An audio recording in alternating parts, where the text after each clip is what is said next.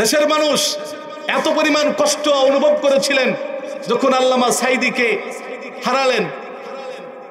বিভিন্ন প্রকার রাজনৈতিক জামাতে ইসলাম বলেন এদের ব্যক্তিদেরকে মিথ্যা মামলায় ফাঁসির কাস্টে ঝুলায় যে পরিমাণ মানুষ আঘাত পেয়েছিলেন।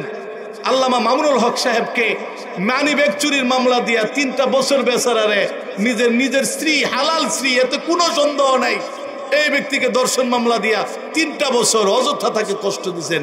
এই হলো তাদের অপরাজনীতি, এই হলো ভারতের এজেন্ডা, ঠিক কিনা বলেন? আমরা বাংলাদেশে বেঁচে থাকতে কোন দেশের আধিপত্য, পাকিস্তানের আধিপত্য বাংলাদেশে চলবে না, ভারতের আধিপত্য বাংলাদেশে ইনশাল্লাহ চলতে দেওয়া হবে না। আমরা বাংলাদেশ চালাবো বাংলাদেশের নীতিমালা তৈরি করে।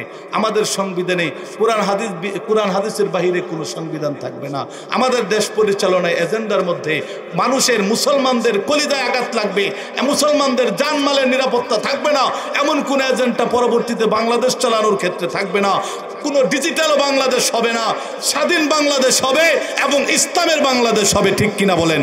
সকল মানুষ উন্মুক্তভাবে কথা বলতে পারবে, যার যার মধ্যে উন্মুক্ত মানুষের কাছে বলতে পারবে, দলমত নির্বিশেষে সকলের ব্যথা সে বাস্তবায়ন করতে থাকবে। এভাবেই ইসলামের সুশীতল ছায়ায় চলে এসে আলেমদেরকে নিয়ে আমরা পরবর্তীতে বাংলাদেশ চালানোর চেষ্টা করবো ইনশাল্লাহ, ঠিক কিনা বলে? মোহতারাম হাজিরিন, তাহলে একজন মুসলিম হয়ে আরেকজন মুসলমানের প্রতি ভালোবাসা দরকার আছে না নাই? একজন মুসলিম হয়ে আরেকজন মুসলমানের বিপদে পাশে থাকার প্রয়োজন আছে না নাই? কাজেই আলেমদেরকে ভালোবাসতে শিখুন, আল্লাহ তাআলা আমাদের কপালকে পরিবর্তন করে দিবেন। মসজিদকে ভালোবাসতে শিখুন, আপনার ইমানের ভিতরে নূর পয়দা হবে। মাদ্রাসাকে ভালোবাসতে শিখুন, আপনার ভিতরে আমলের জজবা পয়দা হবে। মাদ্রাসার ছাত্রদেরকে ভালোবাসতে শিখুন, যারা কোরআন এবং হাদিস ছোটবেলায় তারা সিনার ভিতরে নিচ্ছে, তাদেরকে সহযোগিতা করুন, তাদের পাশে থাকুন। আল্লাহ তাআলা আপনার ইমান এবং আমল এবং আপনার সংসারে বরকত দিয়ে দিবেন। কোরআনের মর্যাদা এটা দুনিয়ার কোনো কিছুর বিনিময় হয় না। কুরআনুল কারীমের বিনিময়, আলেমদেরকে যে বেতন দেন, হাফেজ সাহেবকে যে বেতন দেন, ওয়াজকারীদেরকে যে টাকা দেন, এটার বিনিময় আপনি কোনো কিছুই দেওয়া সম্ভব না। এটার বিনিময়, এটার যাজা আল্লাহ তাআলা কিয়ামতের ময়দানে দিবেন। সুবহানাল্লাহ বলে। একজন বিশ্বরে হাফি রহমাতুল্লাহ আলাইহি, উনি একজন সাধারণ মানুষ ছিলেন। শুধু কোরআনের মর্যাদার কারণে, কোরআনকে ভালোবাসার কারণে আল্লাহ তাআলা তাকে জমানার কুতুব বানায় দিয়েছেন। সুবহানাল্লাহ বলে। শেখ শিবলি রহমাতুল্লাহ আলাইহি কোরআনের মর্যাদার কারণে যুগশ্রেষ্ঠ ওলি বানায় দিয়েছেন। হাসান বসরি রহমাতুল্লাহ আলাইহি বলেন, সাহাবায়ে কেরামের মধ্যে যেমন উমরের মর্যাদা, বিভিন্ন কিতাবের মধ্যে যেমন আপনার ফেরেশতাদের মধ্যে যেমন জিবরাইলের মর্যাদা, ঠিক এইরকম ভাবে আল্লাহর ওলিদের মধ্যে হাসান বাইজিদ বুস্তামি বলেন হাসান বসরির মর্যাদা। সুবহানাল্লাহ বলে। এই জন্য আলেমদেরকে ভালোবাসুন, আলেমদের কথা নেন, আর সাইটকা বাইটকা লোকের আর ওয়াদার দিকে তাকায়েন না, ঠিক কিনা বলেন? সাইটকা বাইটকার ওয়াদা, যাদের ভিতরে কোরআন হাদিসের ভয় নাই, যে উঠেই বলতেছে 10 টাকা কেজি চাউল খাওয়াবো। 10 টাকা কেজি চাউল পাইছেন কোনোদিন? কথা বলে না, পাইছেন কোনোদিন? পান নাই কেন? আপনারা জানেন যে 10 টাকা কেজি চাউল পাওয়া যাবে না, আপনাদেরকে মিথ্যা ওয়াদা দিয়ে সস্তা ভুট্টা খালি নিছে। মদিনার সনদে দেশ চালাবে, চলছে ভারতের সনদে, ঠিক কিনা বলেন? এইগুলো সস্তা ওয়াদার দিকে আর তাকাবেন না। দেখবেন উলামায়ে কেরাম কে আছে আমাদের মধ্যে, কে আমাদের কাছে আসলো, উলামায়ে কেরামের পাশে থাকবেন। দেখবেন আল্লাহ তাআলা আপনার কারণে, আপনার সমর্থনের কারণে প্রতিবেশীর ভিতরে একটা ভালোবাসা এবং সম্প্রীতি এবং মহাব্বত চলে এসেছে। উলামায়ে কেরামের নেতৃত্বে যখন চলবে, জুয়া চলবে না, গাঁজাখুর থাকতে ভালো হয়ে যাবে, চাঁদাবাজ ভালো হয়ে যাবে, আর সিএনজি পাম্পে চাঁদাবাজি চলবে না। আমাদের মুক্তাগাছা যদি সংসদ সদস্য যদি কথার কথা একজন ভালো মানুষ হয়, তাহলে দেখবেন চাঁদাবাজি, দুর্নীতিবাজ সব এমনিতে সেরে যাবে, এমনিতে সেরে যাবে। কিন্তু এখন চিন্তা করেন, কাকে ভোট দিলে চাঁদাবাজি বন্ধ হবে? কোন দলের মধ্যে চাঁদাবাজি নাই? দেখতেছি না যে এই দলের লোক চাঁদাবাজি করে। তাহলে যে যেটা করে না, যে দল হারাম কাজ করে না, যে দলের নেতা হারাম কাজে যায় না, এদেরকে যদি সমর্থন করেন, রূপ পাল্টা যাবে বাংলাদেশে, ঠিক কিনা বলেন? রূপ পাল্টা যাবে, রূপ পাল্টা যাবে। আমরা পরিবর্তন করবো এই দেশ। 40 বছর 55 বছর পার হয়ে গেছে, পিছনের এজেন্ডা সব বাদ। আমরা পরিবর্তন করব কোরআন হাদিসের মাধ্যমে। আমরা আলেমদের পাশে থেকে, ইসলামপন্থীদের পাশে থেকে আমরা নিজের হাতে সোনার বাংলা না, ইসলামের বাংলা গড়ব। ঠিক কিনা বলেন? ইসলামের বাংলা গড়ব ইনশাআল্লাহ। এবার উনি শুরু জীবনে মদ খাইতেন। আমাদের সমাজে একটা রোগ আছে, কোনো ব্যক্তি যদি মদ খায় তারে আমরা খারাপ মনে করি, তাকে ভালো হওয়ার সুযোগ দেই না, তার পাশে থাকি না। কোনো ব্যক্তি যদি জুয়া খেলে আমরা তারে নসিহত না করে পুলিশ এনে ধরাই দেই। কি বলেন আপনারা? পরে সে আরো বেশি উগ্র হয়, ধরাই দিলি আরো ডাবল খেলবে, তার ফ্যামিলি কষ্ট অনুভব করে। এইভাবে না ধরায় যদি তাকে সুন্দর করে দৈরা যদি আলেমের কাছে নিয়ে যান এবং দাওয়াতুত তাবলীগের ফিকিরে যদি একটু ঢুকাইয়া দেন এবং তাকে বুঝান, ভাই এত কষ্টের টাকা তুই জুয়া খেলে শেষ করে দেস, তোর ফ্যামিলি না খায়া থাকে, তোর সন্তান না খায়া থাকে, তুই এইভাবে আর নিজে নষ্ট হইস না, সমাজের পাষ্ট্য নষ্ট করিস না।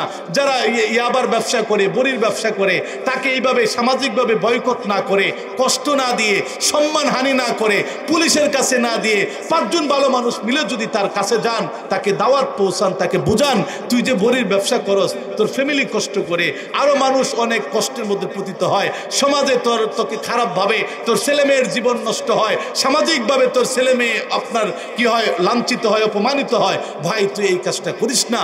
একে যদি বুঝাইয়া শোনাইয়া যদি মসজিদের ইমাম সাহেবের সাথে, তাবলীগের মুরব্বীর সাথে, একজন ভালো লোকের সাথে সম্পর্ক জড়াইয়া যদি 5-7 দিন, 1 বছর, 2 বছর যদি মেহনত করা হয়, সে সোনার মানুষে পরিণত হবে। ঠিক কিনা বলেন? এইভাবে সমাজকে আমাদের পরিবর্তন করতে হবে, হর লাইনে আমাদের মেহনত করতে হবে। এবার বিষয়ে হাফিজ রহমাতুল্লাহ আলাইহি তো আগে তো বুজুর্গ আসছিলেন না, উনি রাস্তা দিয়ে যাচ্ছেন, রাস্তা দিয়ে যাওয়ার পরে দেখে একটা কাগজের টুকরা পড়ে রয়েছে। তো কাগজের টুকরা, একজন মুসলিম মানুষ দেখে কাগজের টুকরার ভিতরে লেখা বিসমিল্লাহির রহমানির রহিম। এখন আপনারা বলেন, বিসমিল্লাহির রহমানির রহিম কোরআনের আয়াত না হাদিস? একটু বলেন তো। এখন কি করবেন? সে কি ফালাই দেবে ওই জায়গায়? জীবনেও ফালাবে না। একজন মুসলিম নামাজ না পড়ুক, রোজা না রাখুক, বিভিন্নভাবে আরো খারাপ কাজ করুক, কখনো সে কোরআন অপমান করতে পারে না, কখনো সে হাদিসের অপমান করতে পারে না, সে কখনো মুসলমানদেরকে কষ্ট দিতে পারে না, মসজিদ মাদ্রাসার বিরুদ্ধে যেতে পারে না। এটা কেন?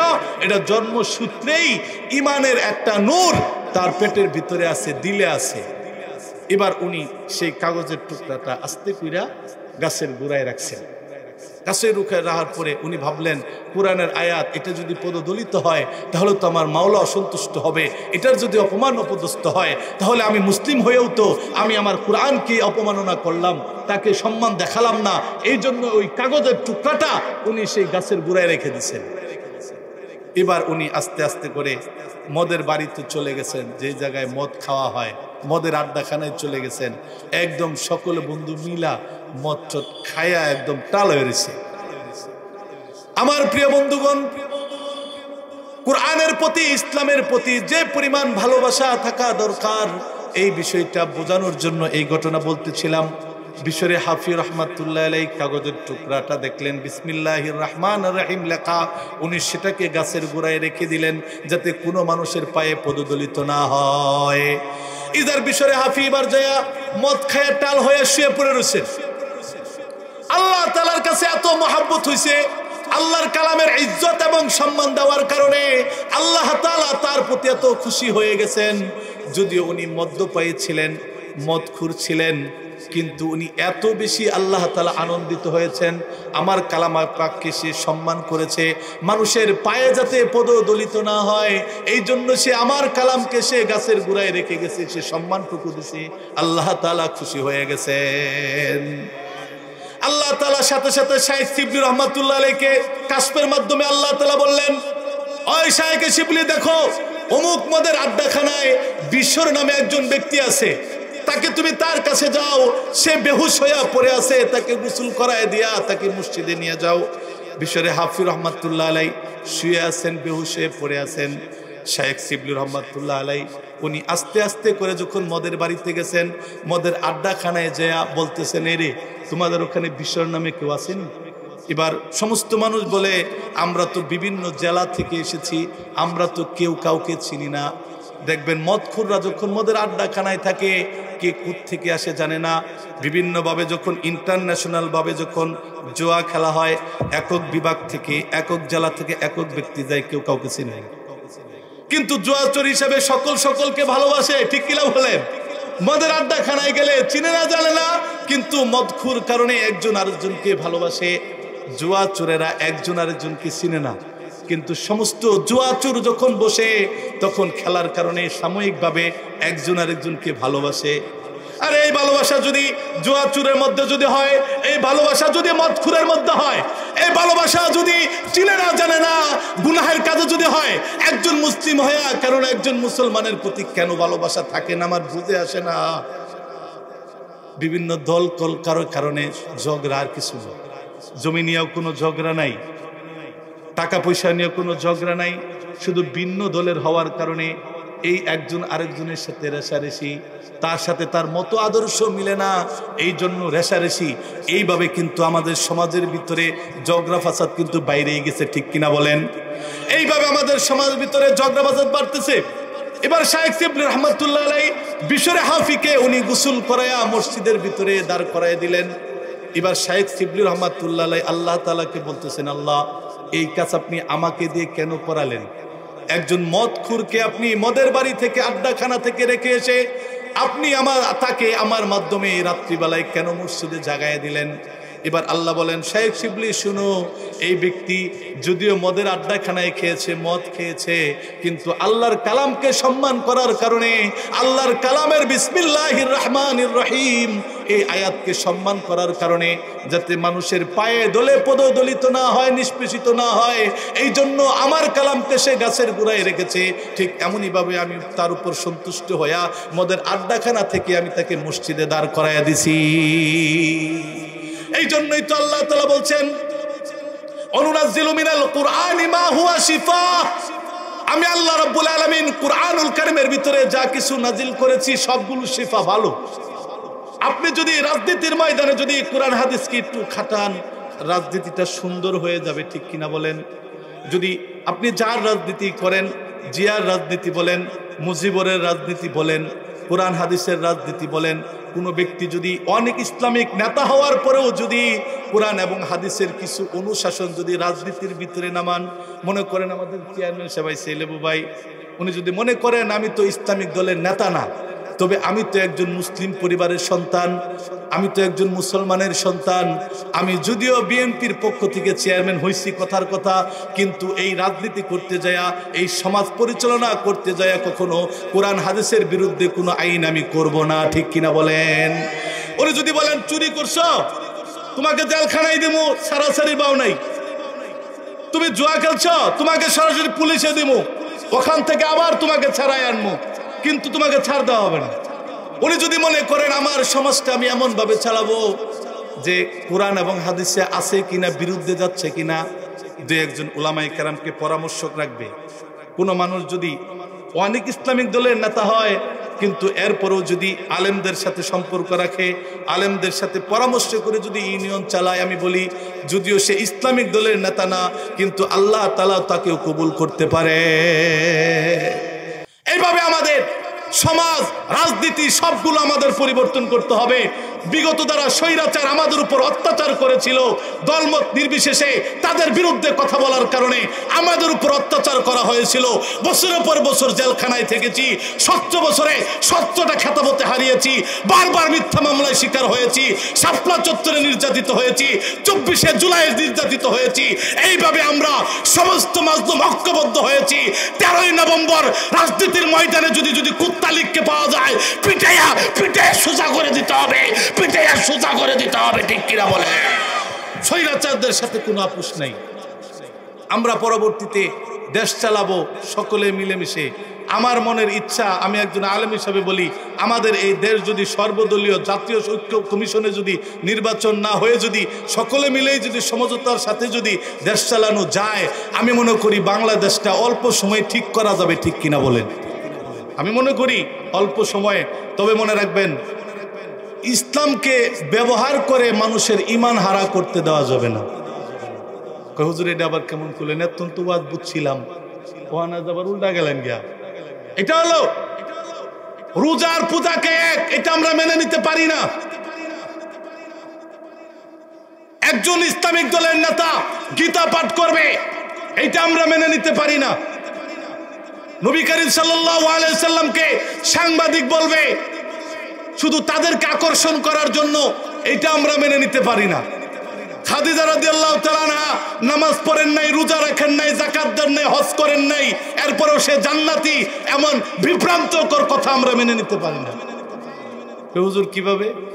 হযরত খাদিজা রাদিয়াল্লাহু তাআলা আনহা যখন বেঁচে ছিলেন, ঠিক আছে, হজই ফরজ হয়নি, তাহলে আপনি কিভাবে বলেন সে হজ করেন নাই?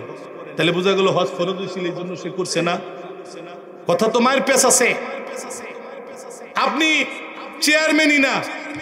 এখন আমি যদি বলি এই মিয়া আপনার তো সঙ্গীয় খুঁজেই পাওয়া যায় না পরিষদ, আপনার খুঁজে কিভাবে পাওয়া যাবে? আপনার তো চেয়ারম্যানই না, কোনো খুঁজলে আপনারা পাওয়া যাব? আপনি এমন বিভ্রান্তকর কথা বলে এইটা আমরা উলামায়ে কেরাম মেনে নিতে পারবো না। ইসলামিক রাজনীতি করতে গেলে কুরআন এবং হাদিস যেটা বলে ওইভাবে করতে হবে, ধোঁকা দেয়া না। ইসলাম কখনো ধোঁকাকে পছন্দ করে না। সংখ্যালঘুর কয়েকটা ভোটের কারণে মূর্তি পূজায় যায়, রোজার পূজাকে এক করবা, গীতা পাঠ করবা। জেলার একজন সভাপতি ইসলামিক দলের, সে গীতা পাঠ করে আর হিন্দুরা উলু উলু দেয়, এটা মেনে নিতে পারিনি। ধোঁকা কেন থাকবে? আমরা ইসলামিক দল করি, আমরা মুসলিম দেশে ইসলাম বলে সংখ্যালঘুদের নিরাপত্তা দেওয়া আমাদের দায়িত্ব। এই কথা বলবা নিরাপত্তা, তারা তো নিরাপত্তাই চায়।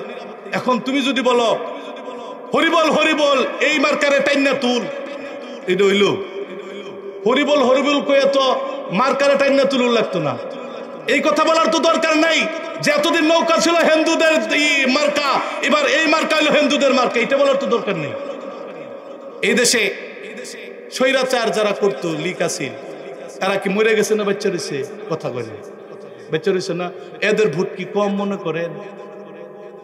কোন দিক দিয়ে কম ভোট এদের?